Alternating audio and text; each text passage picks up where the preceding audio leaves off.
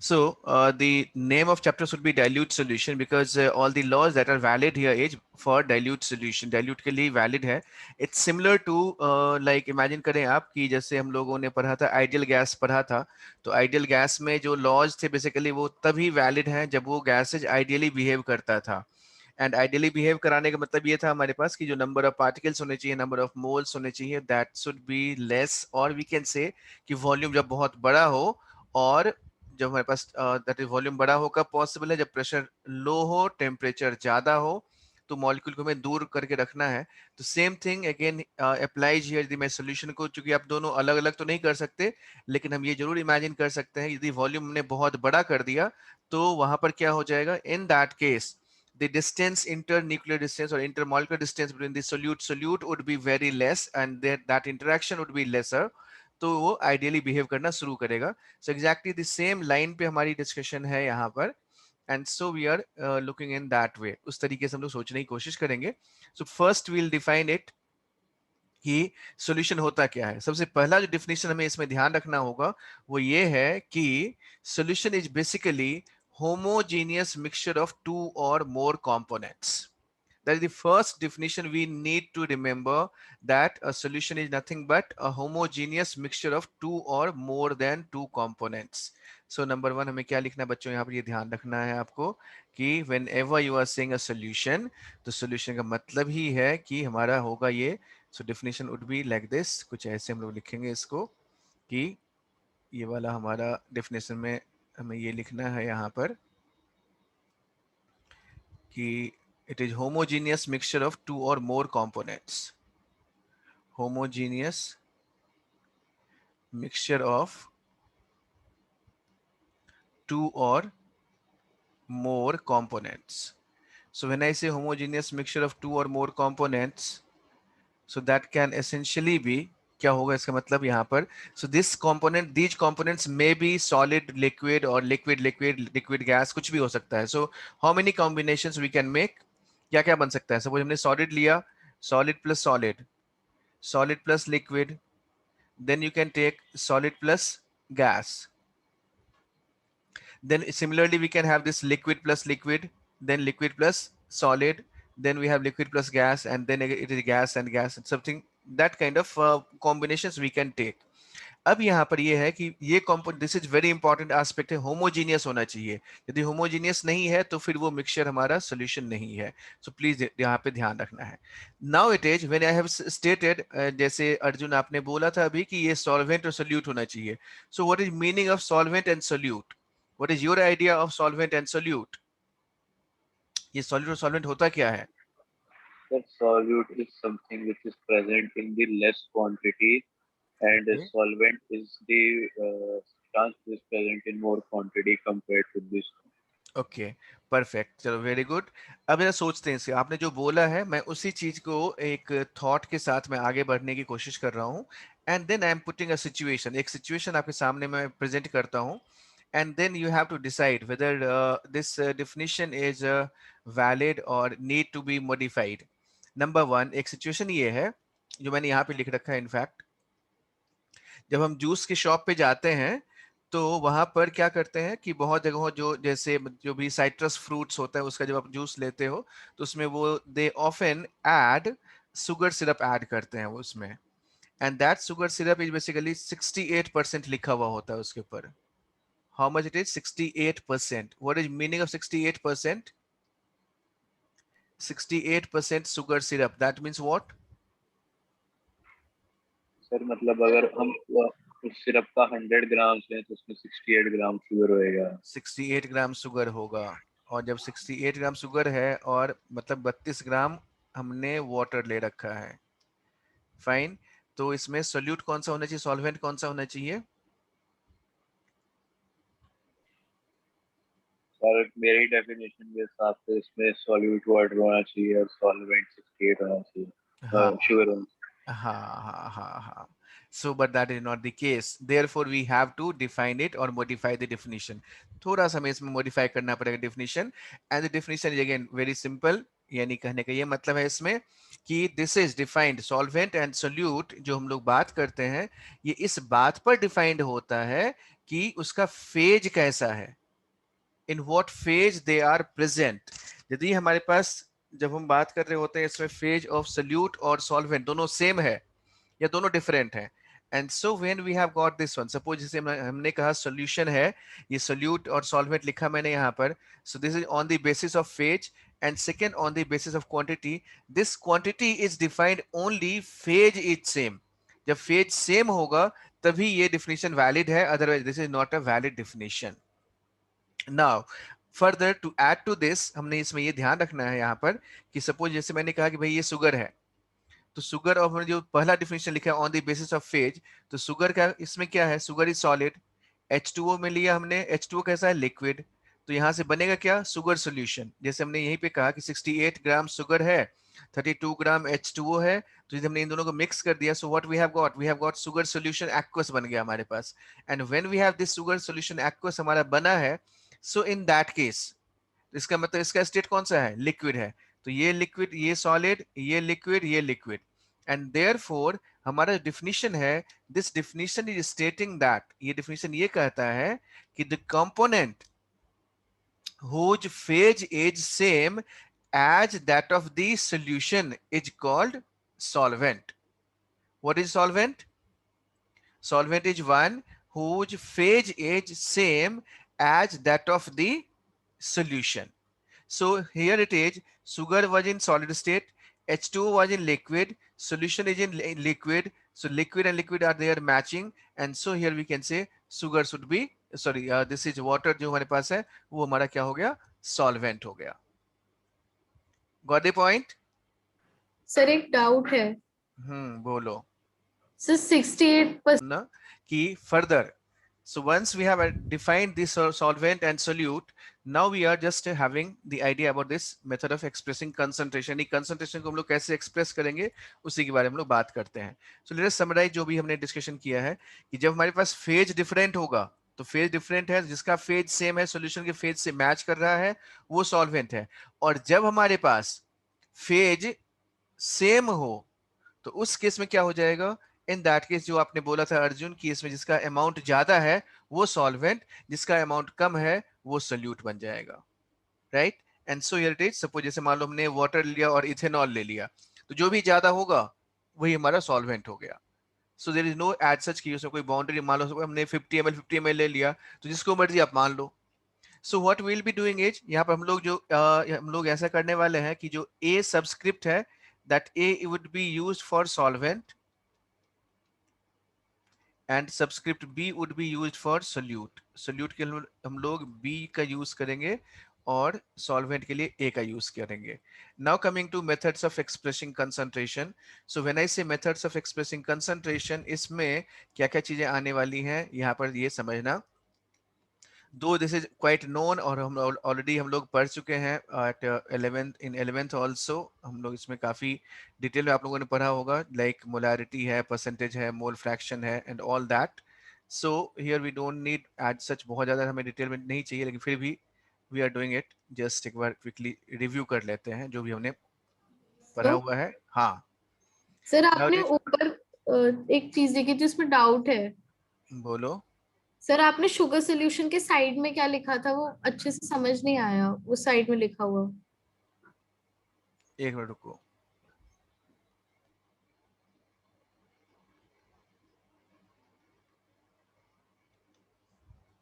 कहाँ पर साइड में समझ में नहीं आया, ये यस सर। सर इक्वेशन के साइड में आपने लिखा है ए क्यू या ए जी, क्या लिखा हुआ है वो समझ नहीं आया। सोल्यूशन के साइड में, शुगर साइड में। मतलब वेट बाय वॉल्यूम लेना है या बाय वॉल्यूम लेना है, तो अकॉर्डिंगली वी डिसाइड, यदि बाय मास है तो W of solute upon total weight of solution into 100 करेंगे, इनटू 100। और जब हमारे पास वेट बाय वॉल्यूम होगा तो वॉल्यूम इसमें कितना लेना है, 100 ml लेना है, and then we have to calculate, और जो भी गिवन वॉल्यूम होगा, एंड वॉल्यूम बाय वॉल्यूम में VB upon VA plus VB into 100। अब इसी से रिलेटेड एक टर्म है विच इज ऑफन कंफ्यूजिंग, थोड़ा सा आपको कंफ्यूजिंग लगता होगा, मतलब जैसे ppm है, ppb है, ppt है। So how do we derive their relation? What is meaning of ppm, ppt and ppb? यानी parts per million, parts per billion, parts per trillion. So how do we define them? कैसे इसको define करते हैं हम लोग? What So is the these, idea? so Hmm. these terms are used to express concentration of things which are present in very trace quantities. Right. Number one, पहली बात तो ये हो Yes. गई, ठीक है, फिर उसके बाद Presents, and if we take the concentration, that would be 1 part of a million. So that is parts per million, and same is the case with billion and trillion. हाँ, तो फॉर्मूला क्या बन जाएगा? Sir, 1 upon concentration of the solute divided by 10 raised to the power 6. 1 upon concentration divided by 10 to the power 6. So, the amount upon 10 raised to the power 6. तभी बोला ना ये confusing सा है, आपने गलत बोल दिया फॉर्मूला। हाँ, और कोई फॉर्मूला इसमें क्या होता है पार्ट्स पर मिलियन का फॉर्मूला?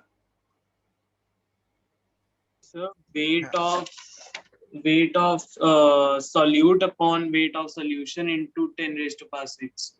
अच्छा, यदि मैं इसमें यदि वॉल्यूम लूं तो सर volume of हाँ solute upon volume of solution into 10 raised to ठीक, power 6. Perfect, very good very good. देखो बच्चे इसमें ना मतलब don't get carried away with the term, term से डरना नहीं है, उसके साथ हमें जस्ट सिंपल तरीके से इसको आप समझना है। जैसे हम लोग परसेंट हमने बोला था ना, परसेंट है पार्ट्स परसेंट, बोलो इसको परसेंट, पीपीसी लिख दिया मैंने।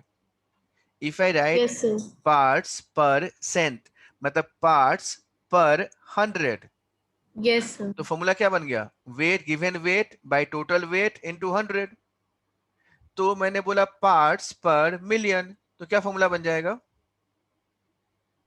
Given weight by total weight into 10 to the 10 power raised to the 6, power 6.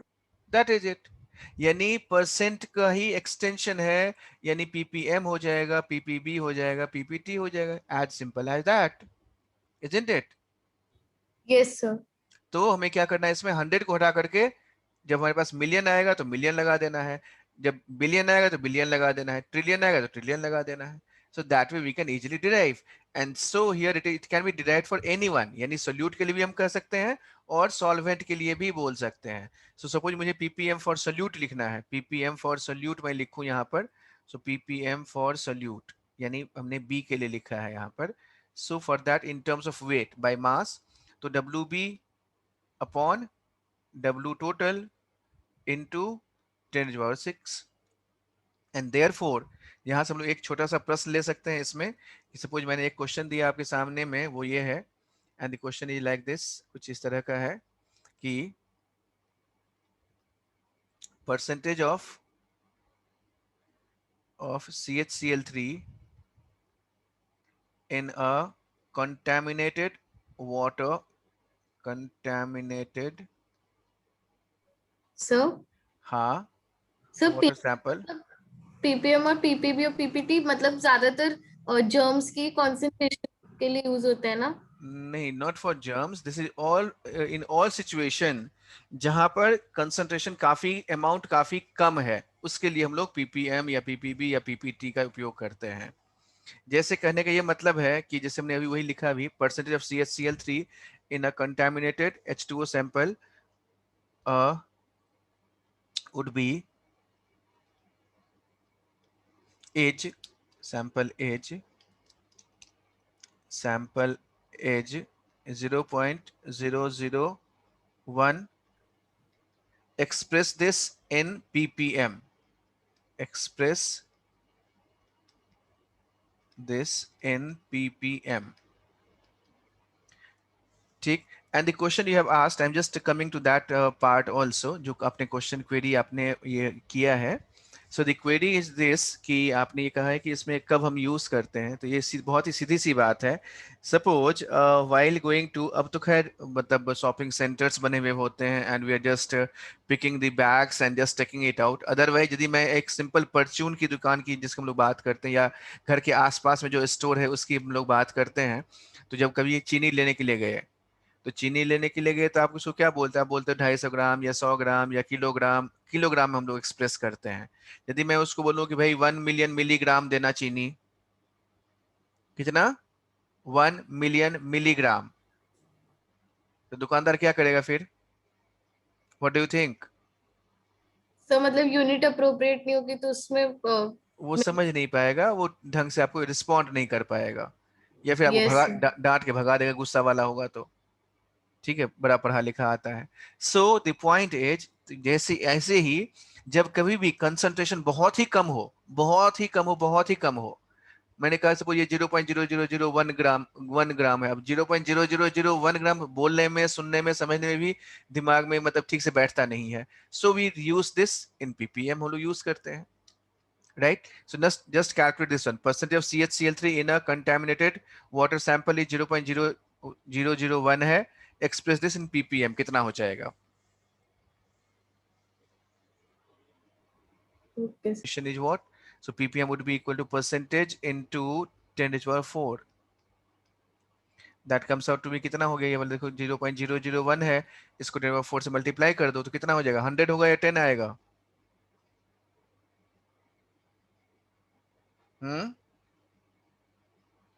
Sir, 10 आ रहा है। हाँ 10 आएगा, 10 हो गया। So we can simply do this, percentage दिया हुआ यहाँ पर कहा गया है परसेंटेज, और पीपीएम पूछा गया था तो पीपीएम बाय परसेंटेज कर दिया। सो this is just divide these two equations, यानी एक तो हमारे पास पीपीएम है ये वाला, इसको और इसको हमने डिवाइड कर दिया, तो डब्ल्यू बी डब्ल्यू टोटल दोनों cancel out, 10 power 6 by 100, and so this is equal 10 power 4 आ गया, and so from that we have calculated it. So this is how we are calculating parts per million और billion और trillion, ऐसे हम लोग calculate कर सकते हैं।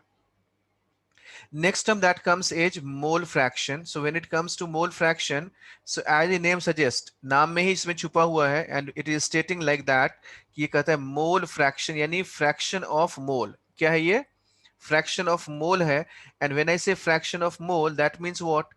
कि हमने क्या करना है यहाँ पर NB, सपोज सोल्यूट हमारा B है, तो NB अपॉन क्या लेंगे यहाँ पर? N टोटल लिखेंगे, and when I say NB upon N total, that is equal to what? NB upon NA plus NB, ये आ जाएगा। So NB upon NA plus NB हो गया। Since we are knowing here कि NA plus NB, या फिर इसको ऐसे लिख लेते हैं यहाँ से, so we can write here, इसमें हम लोग यहाँ पर एक ऐसे लिखेंगे इसको, so this one is, तो यहाँ से हमारे पास मोल फ्रैक्शन आ गया। So basically how do you define this? This is defined as fraction of moles.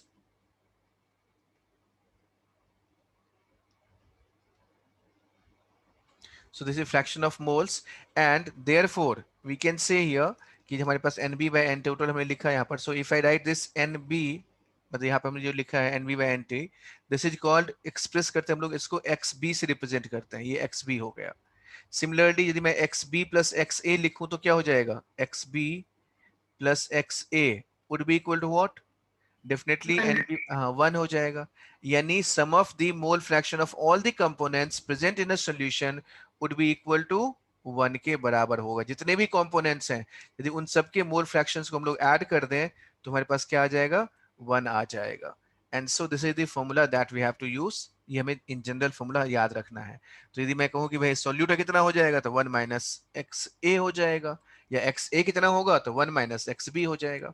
इससे एक बहुत ही इंपॉर्टेंट कोरोलरी आता है, एक बहुत ही इंपॉर्टेंट रिलेशन आता है, just divide X B by X A. तो जब X B upon X A करेंगे तो क्या होगा कि X B by X A में एन टोटल तो कॉमन है, तो एन टोटल दोनों में कैंसिल आउट हो जाएगा, and we are left with this relation which is very very very important. बच्चों प्लीज इसका आप ध्यान रखना, ये this is going to help you a lot. जब क्वेश्चन सॉल्व करेंगे, क्वेश्चन सॉल्विंग में ये बहुत ज्यादा यूजफुल होता है। यानी द रेशियोस में आप just make it a point, एक पॉइंट नोट करना यहाँ पर कि ratio of mole fraction, ratio of mole fraction gives the molar ratio, gives the ratio of moles. Mole fraction का रेशियो से हमें क्या मिलता है? मोल का रेशियो मिल जाता है, हाँ या ना? Yes, sir. ठीक। Now the next term that we are going to use is molarity. So when it comes to molarity, molarity में क्या करना है? यहाँ पर बहुत ही सीधा सा definition है, and this is basically number of moles per liter of solution. When I say this is number of moles of solute in 1 liter solution, यानी वॉल्यूम ऑफ सोल्यूशन क्या होना चाहिए? 1 लीटर होना चाहिए, उसमें जितने भी मोल्स ऑफ सोल्यूट होंगे वही हमारा क्या हो जाएगा? That would be your molarity. And so molarity equal to NB upon volume in liter. So when आई से NB यानी नंबर ऑफ मोल का फॉर्मूला क्या होता है हमारे पास? So number of mole can be written as WB by MB into 1000 by VML, और so we can write here number of mole is equal to, क्या आ जाएगा, number of mole equal to, हम लोग इसको ऐसे और इलेबोरेट कर सकते हैं, and so we have got this relation, यानी दिस इज इक्वल टू, ये बन गया हमारे पास ऐसे। So number of mole molarity into VML into 10⁻³ ऐसे हम लोग लिख सकते हैं यहाँ पर। दिस इज योर VML, ये VML है, ठीक। So we can write here this is number of mole, तो मोलैरिटी VML हो गया upon 10 upon 1000, so number of mole equals to molarity into VML into 10⁻³। this relation can easily be used। यदि मैं इसको ऐसे लिखता हूं molarity into VML, that is called millimole कहलाता है ये, ठीक। तो Yes, ये हो sir. गया हमारे पास मोलारिटी का डिफिनीशन है। नाउ कमिंग टू दिस, यहाँ पे ध्यान रखना बच्चा, यहाँ ये 1 लीटर सोल्यूशन है, मतलब ये हो गया कहने का कि इमेजिन करें आप इसमें, यदि मैंने एक कंटेनर ले लिया कुछ ऐसा, सपोज हमने एक कंटेनर ले लिया इस तरह का, राइट, और इसे मैंने मार्क कर रखा है कुछ ऐसे इस तरीके से कि ये हमारा 100 ml है, यहाँ पर दिस इज 100 ml या 1000 ml, हमने यहाँ पे ये लिख रखा है, इसको मार्क कर रखा है 1000 ml। तो जो सॉल्यूशन हम लोग बनाएंगे, कुछ भी आप डालें इसमें, जो नेट वॉल्यूम होगा that has to be 1000 ml होना चाहिए, यानी नेट वॉल्यूम ऑफ सॉल्यूशन जो लिखा हमने यहाँ पर, ये नहीं, इसमें ऐड नहीं करना है इतना। what we need to add is we have to mark up or we have to add water up to this particular level, यानी 1000 ml तक ही हमें वाटर को ऐड करना है, and so that defines molarity, उसी समय molarity मिलती है। तो ये हमें ध्यान रखना है इसमें कि नेट वॉल्यूम ऑफ सॉल्यूशन जो है वो इतने के बराबर है। Now coming to the next one, so when I say this is dilution, what is meaning of dilution? Sir, adding more amount of solvent. हाँ, addition of solvent is called dilution. So here we can write addition of solvent is known as dilution. And so what is the effect when I say addition of solvent is dilution? So we can write here addition of solvent.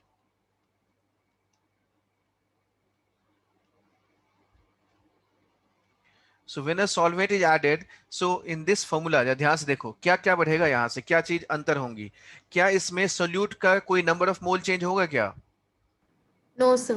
नहीं, यानी केवल volume increase हो रहा है, यहाँ पर volume increases, number of mole will remain constant, this n is constant, और देखो यहाँ पर 10⁻³ कांस्टेंट है, यानी हमने ये कहा कि ये कांस्टेंट है, लेफ्ट हैंड साइड हमारा कांस्टेंट है और v हमारा बढ़ गया और ये नंबर कांस्टेंट है, so automatically what we can say Molarity will decrease. Molarity will decrease, तो मोलैरिटी हमारा डिक्रीज कर जाएगा, so we can say volume increases molarity decreases, यानी इनवर्स रिलेशन है। And therefore we can say here, चूंकि number of mole will remain constant, and therefore we can say here m1v1 equal to m2v2, and when you add here, suppose आप इसमें आपने क्या कर दिया यहाँ पर कि suppose मान लो multiple हमारे पास सॉल्यूशंस हैं, यदि उन सबको हम लोग ऐड कर देते हैं, मल्टीपल सॉल्यूशंस करने का मतलब है शुगर सॉल्यूशन ही है लेकिन वो एक से ज्यादा हमारे पास सॉल्यूशंस हैं, so in that case what we can do is we can directly write a formula like this one, कुछ ऐसे हम लोग एक फॉर्मूला यूज कर सकते हैं, यानी m final v final equal to mi vi, I equal to 1 to n, and so here it is, यहाँ पे क्या लिख सकते हैं हम लोग, m final v final is equal to, so here we can write m final v final is equal to, यहाँ पे क्या लिखेंगे इसमें, m1v1 plus m2v2 up to mn/vn। ध्यान रखना है इसमें कि जो सोल्यूट है हमारा वो क्या होना चाहिए, that has to be same होना चाहिए, सॉल्वेंट सेम होना चाहिए, तब हम लोग इसको ऐसे लिख सकते हैं।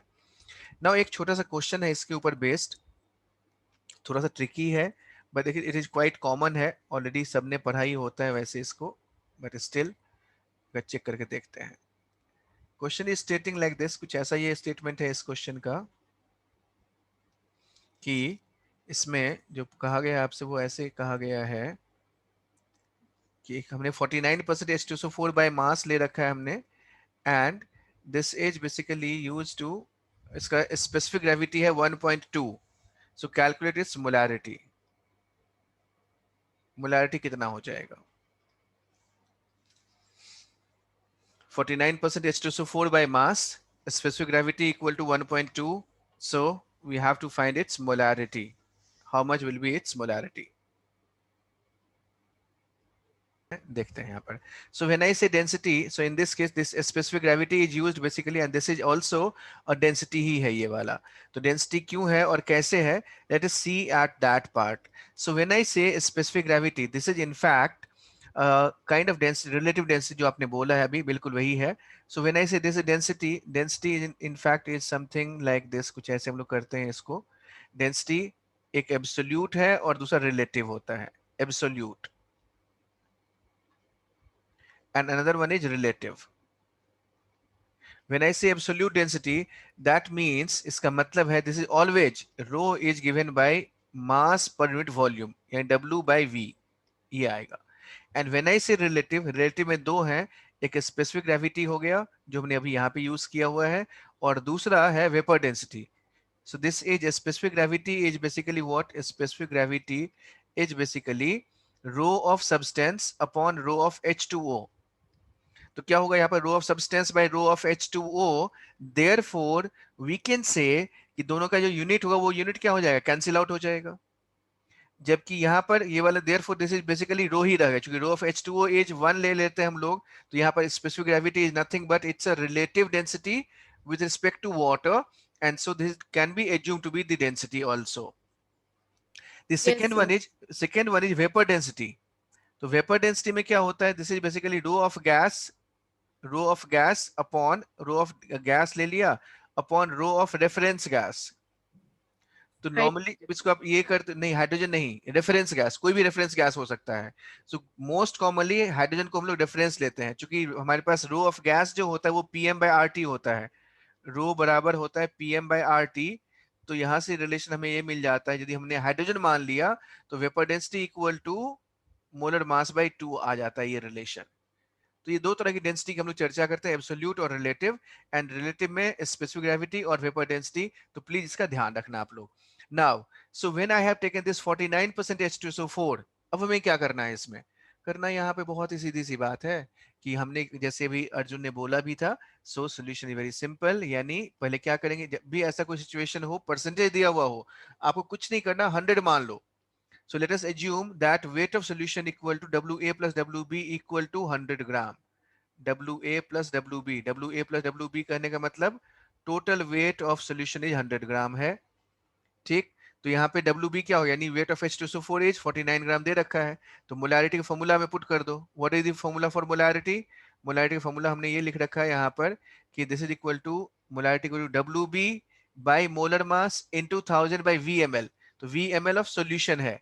सो when I have written here it like that, तो यहाँ से molarity would coming out to be क्या हो जाएगा, WB कितना है 49 अपॉन क्या हो जाएगा 98 इंटू 1000, और VmL क्या हो जाएगा, VmL बराबर mass divided by density.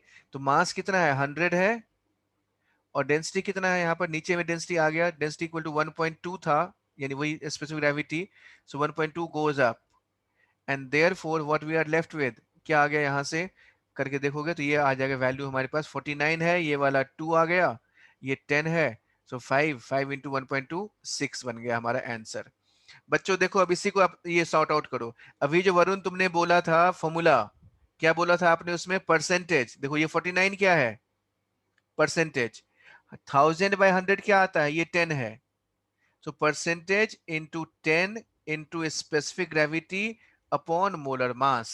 So that is the formula that we can in general formulate. यानी यहीं से हमारे पास ये वाला फॉर्मूला बन जाता है मोलारिटी का. तो यदि स्पेसिफिक ग्रेविटी के टर्म्स में दिया हुआ हो तो हम लोग उसको ऐसे दिखा सकते हैं या बता सकते हैं कि molarity would be equal to percentage into specific gravity into 10 upon molar mass. ये लिखना है हमें. So that is the formula that we can use. ये फॉर्मूला हम लोग यूज कर सकते हैं मोलारिटी के लिए. यही लॉजिकली ऐसे हम लोग डिराइव करते हैं इसको. डन. यही हमें चाहिए, बिल्कुल। So from that we can see here urea 5 mole दिया हुआ है, यानी 5 मोल है कितने ग्राम में, 5 मोल यूरिया इन 1000 ग्राम। बस इसी को हमें पकड़ना Yes, है। sir. And so x moles dissolved in 1000 gram of solvent, and so we can see N B कितना हो गया, यानी we can see here 1000 gram of water by 18, तो ये 55.5 मोल हो गया। और यूरिया का कितना मोल है, 5 मोल है। So X of urea would be equal to 5 by upon 5 plus 55.5, so that comes out to be 0.082, ये आ जाएगा। ठीक है। Now Yes, sir. it is stated that mole fraction of urea is 0.1, urea का मोल fraction है 0.1, calculate molality. Mole fraction of urea is 0.1, calculate its molality. Yes, sir.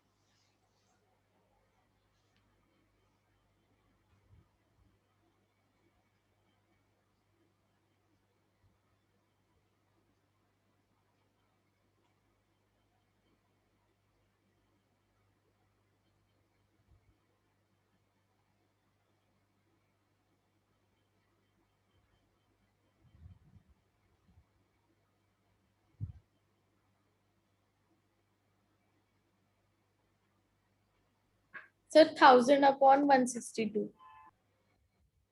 1000/162, Yes, sir. तो 1000/162 के आसपास कितना, करीब करीब ये 0.6 के आसपास आ गया।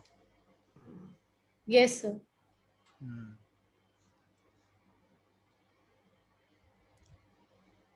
सॉरी 6 के आसपास आएगा वो, हाँ 6, ठीक है। Now calculate this one. Molality of glucose is 1. Calculate its mole fraction and percentage by mass. Yes, sir. Molality of glucose is 1 दिया हुआ है, इसका mole fraction और percentage by mass calculate करना है।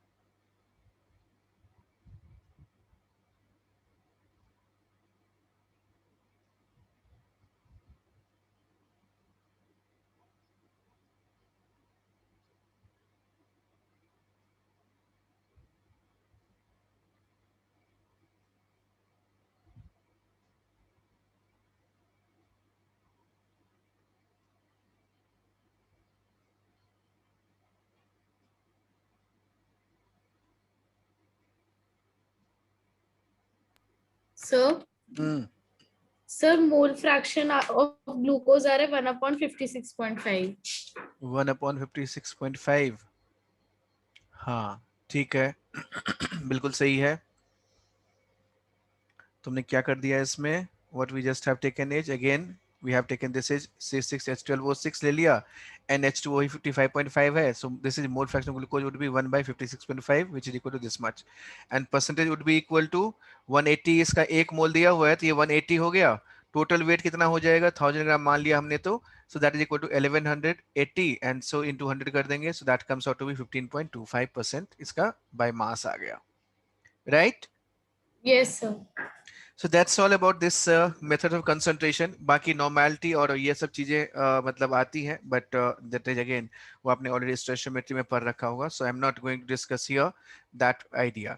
So we are just going to start with this concept of vapor pressure। इससे हम लोग start करेंगे, but that we'll do in the next class। Now Arjun, I'm just taking your doubts here right now, so please have a look at that। जो तुम्हारा doubt था मैं भी बताता हूँ उसको, ठीक है? And so let's have a look at that। Question is this one। ये वाला question हमारे पास ऐसा है कि it is stating like this one। pH is it visible? दिखाई दे रहा है बेटा आपको ये स्क्रीन? अर्जुन? Yes, sir. दिखता है। हाँ देखो, तो यहाँ पे क्वेश्चन ये है हमारे पास pH C triple bond CPH। और क्वेश्चन में बेसिक जो इसमें जो मैंने ओवरऑल देखा है, ओवरऑल क्वेश्चन में ये कहा गया है यहाँ पर कि आप इसमें BH3 लेते हो। So what is role of BH3? BH3 basically what? This BH3 and THF. Two things are there. Number one, while considering this BH3, तो ये जो BH3 है हमारा, this in fact is you can write here like this, ये electron deficient molecule है। क्योंकि यह electron deficient molecule है इसलिए ये बहुत easily और quickly dimerize कर जाता है। So this dimerizes quickly। As a result, we can write it like this, कुछ ऐसे, ये वाला H इस तरह का इसके बीच में बॉन्ड होता है, बनाना बॉन्ड बोलते हैं इसको। तो ये बोरोन और ये वाला H और ये H इधर आ गया, ये H इधर आ गया। तो ये डायमराइज नहीं करे, डायमराइज कर जाएगा तो रेट ऑफ रिएक्शन थोड़ा सा स्लो होता है। Therefore what we do is कि हम लोग बोरोन के का जो वेकेंट p ऑर्बिटल है इसको हमने H तो लिखा ही है। With this H, I have taken tetrahydrofuran। Tetrahydrofuran is basically O with this one। ये वाला ऐसे ये लिया ऐसे, इसके पास लोन पेयर है, lone pair donating electron to this one, तो ये इससे कोऑर्डिनेटेड रहता है, स्टेबलाइज्ड रहता है ये वाला। So whenever we need it we are getting this. तो इससे ये वाला, इसलिए BH3 THF का काम हम लोग ऐसे करते हैं। So once this BH3 is there, तो यहाँ पर क्या होगा कि यही BH3 से हम लोग क्या करेंगे, इसमें ऐड करते हैं, यानी mechanism can be written in this way. PH लिखा हमने यहाँ पर, ये C ट्रिपल बॉन्ड CPH लिया और हमने यहाँ पे BH3 ले लिया। तो BH3 ले लिया मतलब ये वाला बोरोन है और ये H है, ये H है, and we have this H and H is here। ये वाला H ऐसे है, so this is donating electron to boron और ये वाला इधर ऐसे donate होता है। So effectively this is forming pH, then C,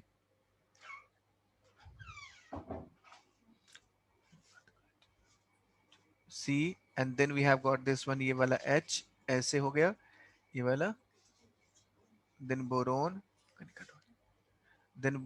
and then here it is hydrogen। ये हाइड्रोजन ये वाला ऐसे आ गया, ये डबल बॉन्ड ट्रिपल बॉन्ड था तो यहाँ पर ये डबल बॉन्ड रहेगा, ये वाला C ले लिया हमने, यहाँ पर ये pH ले लिया, ये ऐसे हो गया, राइट? Yes, sir. ठीक। अब इसके बाद यहाँ से जब हमने ये वाला बना दिया तो यहाँ से इफेक्टिवली क्या हो गया, so this is broken and therefore we can write it in this way, PH C H आ गया, डबल बॉन्ड सी पीएच और ये BH2, right? So with this BH2, या तो हमारे पास यदि मैं फर्दर इसका रिएक्शन कराऊं तो फर्दर रिएक्शन होने से क्या हो जाएगा, यदि मैं इसमें और एल्कीन का मॉलिक्यूल्स ऐड कर दूं तो यहाँ पर इफेक्टिवली हमने क्या किया, एक हाइड्रोजन को हमने हटाया यहाँ से और ये पूरा पूरा अल्काइन वाला ग्रुप यहाँ पे एल्कीन बन के ये वाला ग्रुप जुड़ गया।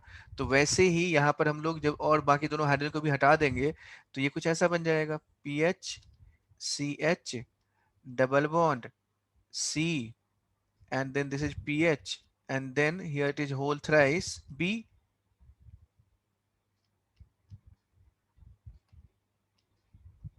कैन यू से लाइक दैट? Yes sir, समझ आया। ठीक। अच्छा, अब जरा यहाँ सोचो इसमें कि अब हमारे पास अभी ये बोरोन आ गया यहाँ पर। अब इसके बाद डिपेंडिंग अपॉन कि हमारे पास क्या है, H2O2 लिया हुआ है OH माइनस के साथ, या फिर मैंने इसमें यहाँ पर ACOH ले लिया या AgNO3 ले लिया।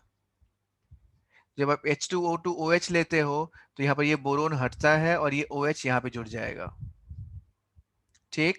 यदि हमने इसमें ACOH ले लिया तो ACOH बेसिकली क्या है, ACO माइनस H प्लस। और बोरोन कैसा होता है, boron basically what nature this boron has, and so here we can write here carbon और boron में ज्यादा इलेक्ट्रोनेगेटिव कौन सा है, which is more electronegative?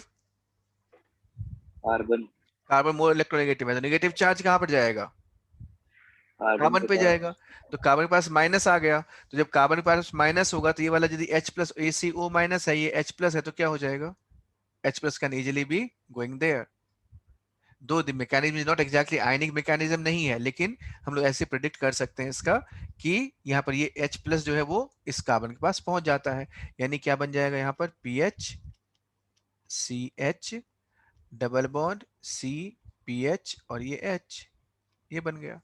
तो जब भी कोई एसिड होगा उस केस में हमारे पास ये, यदि एल्काइन था तो एल्कीन, एल्कीन होता तो एल्केन बन जाता, और यदि AgNO3 होता है तो उसमें क्या होता है, इसमें डाइमराइजेशन हो जाता है, इट इज फॉर्मिंग डाइमर, यानी वहां पर ये वाला बना देगा with AgNO3, this would be leading to